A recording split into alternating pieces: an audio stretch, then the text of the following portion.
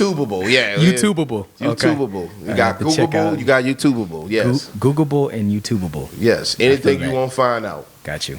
You know what I mean? You will Okay. find that shit out, man. But yeah, man, the 90s was my era, bro. I love the 90s. 90s music.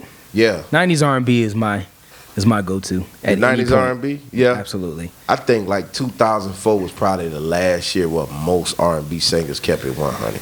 I was a big group fan, and I think groups faded around that time. Yeah. Well, who would you say the top groups in the 90s? Mine, Yeah. H-Town. I'm a H-Town. huge H-Town fan. Boyz II Men. I loved TLC, Destiny's TLC? Child. Okay.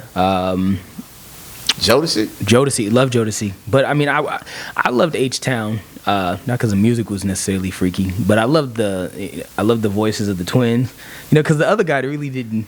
What was his name? Man, you talking about Jagged Edge, bro. No, I'm talking about H-Town. H-Town Ain't had no damn twins. in Yes, no they H-Town. did. Did they? Yes, one of them passed away in a car accident. Okay. Yeah, they had twins. All right, yeah, he talking about H-Town. What about Jagged Edge? Oh, I love Jagged Edge. 112? Would you say Jagged Edge was like early 2000s, or would you have given them That 90s? was nice. That was nice. Would you? Okay. Late 90s, though. Mm-hmm. And one thing I was arguing with my homeboy about, right? Because he's one of those cats, Yeah. he was born in 1991 and shit. So he think he remember the 90s. Nah, you remember the late 90s because 1990 to 1994 Yeah. is completely different from 95 to Completely. 99. Completely. It's two different stories. You though. can almost group like 97 to 2001 as the same era. It was just, it Yeah. was all connected and, again, heavy on the groups. And the sound was very You similar. remember Immature? I remember Immature. Immature with Who turned into IMX. Yeah, yeah. Yeah. Yeah. House Party. They were in House Party Three. And Okay. four. And 4, yeah. Nobody watched for us. Which one was it with the big girls and they were trying to convince Marcus Houston to date her? I think that was the 4th one. It was the twin girls. No, they were dudes, They were dudes? but they had them dressed up like girls. They were the same kids from Nutty Professor, weren't they? Yeah. Okay. So that's Yeah, I it. was like, I like, you think is it cool to put on a dress in a movie? Is that for comedy? Because I came from, I don't like the shit, but I don't turn off Martin. What he do, Shanae? Am I Shanae wrong? it's just epic. It's just classic. Like, dude, I remember my auntie, going to my auntie house. My auntie Joanne. Yeah. Joanne, I love you if you hear this video. And when Martin used to come on, I remember originally Martin, not reruns. Right. When Martin come on, it was like a holiday. Absolutely. Everybody gonna sit in front of that house, sit in that house in front of that TV and watch Martin. And you got to be quiet until the joke come. Absolutely. Like Martin, that's the greatest TV show ever to me. You know what I mean? But I remember it the first time it came on. Like I remember In Living Color for the first time. Right. I remember Jamie Foxx for the first time. You know what I'm saying? When he got his show, you know, it just was amazing to remember this shit when it first jumped off. And even as the Power Ranger, I was a Jason fan. I liked the original Red Ranger. Probably because I grew up in Lincoln Manor at that time. That might be why I'm a 49er fan. Red was the color there. Right, yeah. I'm not gonna tell y'all why, but that was the color there. Right, yeah. You know, but man, it was just good times, bro. Like it was the Super Soaker. Right. You remember that shit? Oh, the Super yeah. Yeah. Yeah. The Super Soaker. If you had one of those. Like, yeah, or your even folks if you had that borrowed paper. one. They had one that came with the strap. little water tanks on the back of You it. had the one with strap, like you could put a strap on it. Yeah. Yeah. Man, if somebody had that Super Soaker, you getting it. Or the grenades. Or the grenade, little water yeah. balloon grenades. Water balloons. It wasn't even grenades. We just had regular water balloons. Yeah, they weren't real grenades. But Yeah, they it looked was like, regular water balloons. I think, what kids nowadays don't realize is a lot of, the Jamie Foxx, Martin Lawrence, all of them, they were stand-up comedians first, and they struggled. You know what I mean? It wasn't easy. Like Def Comedy Jam. Like, I loved watching that. I loved Def watching Comedy that. Jam, yeah. Showtime at the Apollo. And it just, to me, it showed how blacks in Hollywood stuck together. Because even Jim Carrey gives Keenan Ivory Wayans the highest praise for what In Living Color done for their career. Because for us, I never been a big fan of Saturday Night Live. You know what I'm saying? And to me, In Living Color was the closest thing to it. I mean, Mad TV had it. I was going to say, Mad TV had its moments. Yeah, with Deborah Wilson. And Ari Spears. Ari Spears. Yeah. But for us, In Living Color gave us way more stars. Like Absolutely. Yeah. David Allen Greer, Tommy Davidson, Kim Wayne, every Wayans, fuck it. We just say everybody last name Wayans. Jamie Foxx, Jim Carrey, you know what I mean? All of them, it helped their career. Like, do anybody remember Jim Carrey before they Live in Color? It Live in Color. Nobody. You know what I'm saying? He was in movies before Live in Color, but you don't remember that shit. You know? And Keenan Ivory Wayans, the funny part with him, the person who gave him a leg in the door was Robert Townsend, the Parenthood dude. You know, this is the Five Heartbeats guy, Meteor Man. You know what I mean? This is the guy that opened the door for him. Who opened the door for both of those guys? Eddie Murphy. Right. You know, and a lot of times, the one thing I give the rappers of today, they don't mind opening the door for another brother. Like, man, come on, man, you got a little buzz, come on the record with me. Let's do something together. You took over your city, I took over my city. Let's take over both of them. Sure. Let's get out there. And I like that part about it. They down to that business. You know what I'm saying? Too many times, man, we be competing. I don't need to compete, man. Let's all eat, man. Because what's for you is for you, and what's for me is for me. Period. You know? But I think it goes back to survival too. I think people have a survival mindset, which is people still view, and it is true, very few opportunities for a lot of black people. So it's survival. I would rather me be successful, not me personally, but I think people have the mindset of I'd rather me be successful than you. And then I hope you support me on the back end. Nah, to me, it's all about you do better getting it together. I said it before.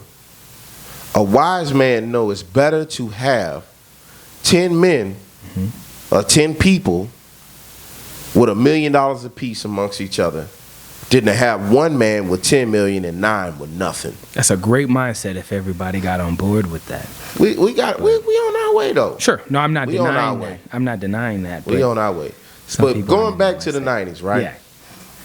I finally got my opportunity to watch Jordan's Last Dance, like the first episode. And I remember telling my lady about it, and it was like, you know, she's a little bit younger, so she don't remember the era of Jordan, and she's not a big fan of Michael Jordan. But I was, you know. First of all, y'all, I don't give a shit if y'all like it or not. LeBron James, the greatest cat that ever pick up a basketball. Wow. We gonna say that, you know. But understand why the older cats say he ain't got no Michael Jordan. Michael Jordan in the 90s, bro, was such a big athlete that when you compared him to other athletes, it was only Muhammad Ali and Babe Ruth. And we know these white people love Babe Ruth. Babe Ruth couldn't play fucking baseball today at all. You know what I'm saying? But Ali, the greatest man to ever lace up gloves. I don't say he the greatest boxer ever. I think it's Mayweather or Mike Tyson, but he is the greatest man to ever lace up a pair of gloves. And Michael Jordan was spoken about in the eras of those guys. Like when Michael Jordan retired in '98, his second retirement, basketball died. And a lot of people missed one of the greatest eras of basketball because they didn't want to tune in because Michael Jordan didn't want to play. Like that. Like Michael Jordan was major. People don't understand. This in the 90s era, right? This is when Tupac and Biggie was alive. Right. Eazy-E was alive. You know what I'm saying? This is that era when we talking about Martin, Jamie Foxx show, Fresh Prince of Bel. This is when motherfucking Will Smith was known as the Fresh Prince. Right. We didn't even know Will Smith. We knew the Fresh Prince. You know what I'm saying? This was that era, that feel-good era, but it still was a, you know what I'm saying? The streets was a rough era, but everything was happening. The World Wide Web, y'all. WWW. Before you put www. That's what it stands for. World Wide Web. This is when it took off, 95. You know what I mean? So if you put Jordan in the social media era, how do you think he would fit? I'm not talking about his game. I'm talking about because LeBron has to deal with, I think, more off the court stuff than Jordan ever had because everything is sensationalized now.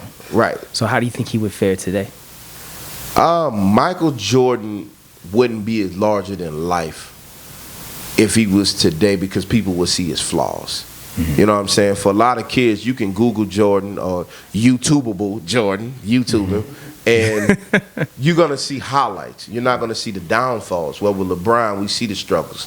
We heard the story of going to Miami. You see kind of the good and the bad of LeBron. And LeBron, to me, also deals with social issues, something Jordan wouldn't do. You know what I mean? I think the perfect example is when that racist rhetoric was written on his house. He pointed that out. And he was criticized for being upset about that. Right.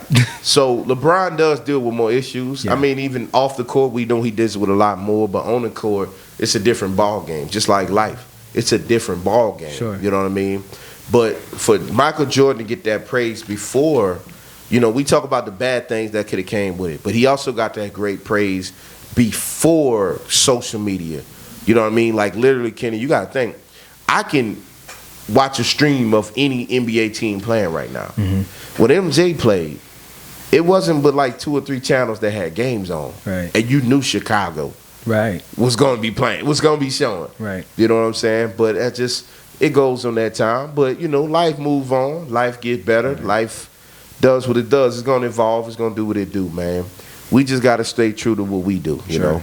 Yeah. And before we leave today, y'all, I just want to expose one thing about Kenny, y'all. Y'all might not know this, right? He's a fucking New England Patriot fan. It's nobody's business. No, but what's the problem with that? That is the wackest shit ever. What is the problem with me being a New England fan? Because they bitches. How? Easy. They got caught cheating 17 times. You know what I'm saying? They got caught cheating. Like, they deflated balls. They watch other teams play. They had that gay-ass Tom Brady. Everybody and I does mean the that same in the thing. most derogatory way. I remember during the inflated balls, Aaron Rodgers came out and said, I do the same thing. And nobody flinched. Hey, nobody. I'm going to end this note on this, y'all, because I could go on You won't even let me speak about it. Yeah, I can go on and on about football, y'all. Yeah. But I want to tell y'all the real secret reason why I like Colin Kaepernick. The real reason. And this is before the pro-black shit, right? Mm-hmm. Going back to the 90s. Something happened in the late 90s. Brett Favre, bitch ass, used to beat the shit out of my 49ers all the time. Bullied us. We knew if it was a game in Green Bay, I already knew we lost, playoffs-wise, right? Mm-hmm. But it was this young man with the number 7 on his jersey. He used to have like a little taper fade with the little swish on his head, right? Uh-huh. He went in their house. First of all, he embarrassed them in San Francisco on his way to the Super Bowl. When they say my boy couldn't play, he went to a Super Bowl, right? Actually, that blackout saved y'all from a blowout. I don't even want to talk about that. That's neither here nor there. Yeah, cut his mic off. We're going to cut his mic off, right? So, the year later, right, because of the bullshit rules in the NFL, a 12-4 team had to go play inside of the stadium of a 10-6 team. Because they didn't win their division. Because they didn't win their bullshit division because the New Orleans Saints referees cheated. Fuck Drew Brees. I want to point that out. It's so funny, though, because for the past 3 years, the Saints have been shitted on by the refs. Yeah. They deserve it. I'm here to tell everybody in New Orleans, you fucking deserve it. Because Ahmad Brooks did not have a personal foul on that punk-ass Drew Brees. That was not a personal foul. He hit him across the chest, not across the neck. And that game cost us our fucking division and eventually our Super Bowl because we was going to beat the shit out Denver. We was beating the shit out Denver.